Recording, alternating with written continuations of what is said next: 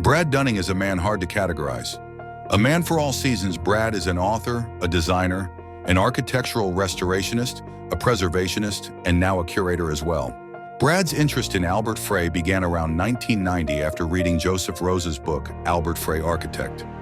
As a designer, Brad was aware of Frey in a general sense, but the book opened him up to the impressive breadth and scope of Frey's work.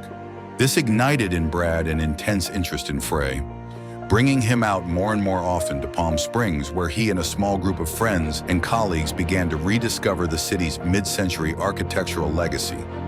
It's hard to imagine now, but at that time, the desert didn't seem to want to remember its past, as buildings both public and private were being relegated to demolition. Brad was among the first influential personalities in those early years of preservation, helping build the awareness of Palm Springs' unique place in architectural history, an awareness that has since become the city's pride and calling card. It was in 1993 that Brad's friendship with Albert Frey began. When I first discovered his work, I drove around town and looked at many of his buildings, and I really was very impressed. So I thought I'd write him a fan letter, and like 2 days later, my phone rings and I pick it up and he goes, "Is this Brad Dunning?" And I said, "Yes." He goes, "This is Albert Frey. Would you like to come up and see my house and meet me?" And I go, "I sure would." He was really friendly and really liked to have people come up to his house. All you had to do is give it a try. It wouldn't be until later in the 90s that the interest in Frey's work would really start to heat up, and the pilgrimages to Palm Springs and its patron saint of mid-century modern architecture would begin in earnest. Brad and Frey would form a friendship that would last until the end of Frey's life in 1998, giving Brad an insight and access to Frey's work that would culminate in the exhibition and book Albert Frey, Inventive Modernist. As the years passed, Brad did not feel a proper exhibition that incorporated the broad scope of Frey's portfolio had been presented, and especially lacking was a focus on his European projects, along with those on the East Coast.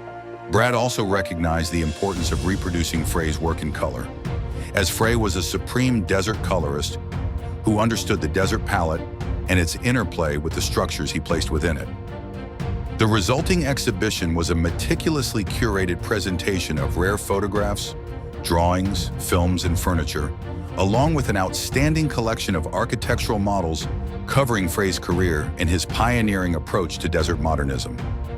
A personal notation from Brad states, "Frey's mark on Palm Springs is indelible and includes such recognized icons as the Palm Springs City Hall, Fire Station No. 1, the Palm Springs Visitor Center, the Palm Springs Aerial Tramway Valley Station, the Loewy House, and his final home, Frey House 2, as well as hundreds of other notable projects." And of Frey's influence on Brad's own career, he states, "In his best work, the severity and minimalism combined with his keen sense of desert colors and the choice of low-maintenance industrial materials is always inspirational and aspirational.